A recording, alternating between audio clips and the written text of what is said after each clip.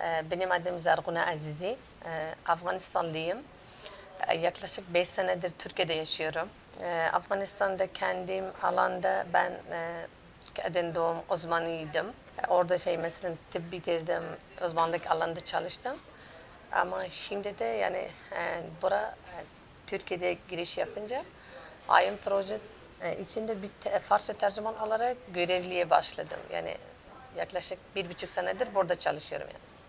Bir de cinsiyet olarak mesela kadın erkek arasında bence bir farkı var. Çok büyük bir fark hatta. Çünkü kadınlar çok bu koç zamanında yaşadıkları kendine mesela o kadar güçlü hissedemiyorlar. Ama erkekler daha dayanıklı. Onlar bir yere gidince kendine erkek olarak bir ortamda güvenli bir şekilde her yerde yani çalışmak için, yaşamak için kendine ilerle gidebilirler. Ama kadınlar maalesef bir de göçmenler olarak yalnız bir kadın bir ülkede giriş yaptığı zaman da bir sürü sorunlara karşılayabilir. İlk olarak mesela dil bilmenize, kültürel olarak aynı zamanda o ortamda yaşamak biraz kadınlara zor gelebilir. İlk ben Türkiye'ye giriş yaptığım için bu toplumsal olarak biz mesela bu insanlara iletişime girmek çok zor oldu. Çünkü biz kendime ifade etmediği zaman onlar öyle bizi bakıyorlar ki ne ben bir şey anlıyorum o ne diyecek ne ben bir şey deyince onlar anlamamışlar. Çok zor günlere geçirdik gerçekten. İlk olarak ben telefon internetten yaptım. Çevir var ya şu Google'dan çevir yapmaya başladım. Ben yavaş yavaş kendi hayatımda Türkçe öğrenmeye başladım. Hocasını açtılar bizi yardım ettiler. Adam bana birkaç tane şu anda arkadaşlarım var. Gerçekten 5 senedir ilk günler itibariyle beni şu ana kadar destek ediyorlar yani. Her türlü yardım ettiler. Ben kendim açısından bu işsizlik, evde durmak hem psikolojiden hem ekonomik olarak çok yani etki verdi. Sadece göçmenlere değil yani kendim açısından yani söyleyeceğim ki çünkü ben pandemide çok zor günler geçirdiğim için benim birkaç tane arkadaşım önceden söyledim. Onlar hep sürekli bana desteği, arkanda beni support ettiler yani. Tamam bu günler geçecek siz merak etmeyin. Biz hayatımıza devam ediyoruz.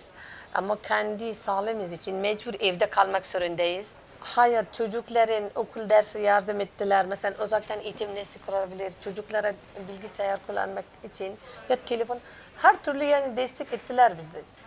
Bir kadın olarak gerçekten mesela şimdi ben burada yaşarken mecbur çocuklarım aynı evde yaşarken onlara ayrı bir oda her birine hayır bir oda olmadığı için Allah korusun yani birisi hasta olsa onu karantina halini nasıl alabilirim? Onun tedavisini nasıl yapabilirim? Herkes işsiz kaldı. Şimdi evde kaldı, çocuklar da evde kaldı. Masraf, ev kirası, su, elektrik hepsini bunlar birikti bizi sadece ekonomik olarak değil. Psikolojiden çok yan etki verdi. Kendi hayatımı nasıl kurabilirim? İleride hayat ne olabilir? Ben doktor olarak kendime kanıtmak için bizden belge, diplom falan istediler.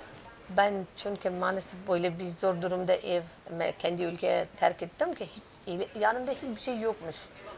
Ama sonra ben onlara Afganistan'dan abim vesileyle onlara istedim. O diplomlara verdim, UNHCR'a verdim. Bir sürü zaman alıyor. O zamana kadar ben ne yapabilirim dedim. Ben iş istiyorum en az kendi hayatıma falan. Keçiören Göçmen Hizmet Merkez olarak şu anda biz orada çalışıyorum ya.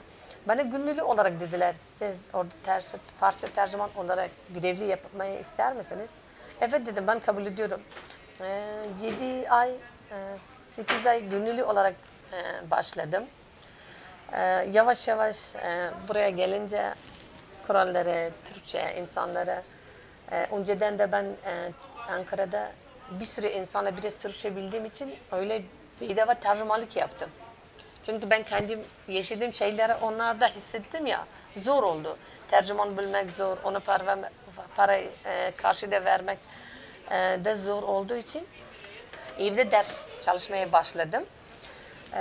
Ben sadece sınav için hazırlık yapıyorum. Eğer sınava kazanırsam şu STS sınava denklik alacağım. Denklik aldıktan sonra inşallah doktor olarak çalışabilirim yani. Umudumı kesmeyeceğim ama kendi hayatıma, kendi devam etmeye mücadele ediyorum yani inşallah.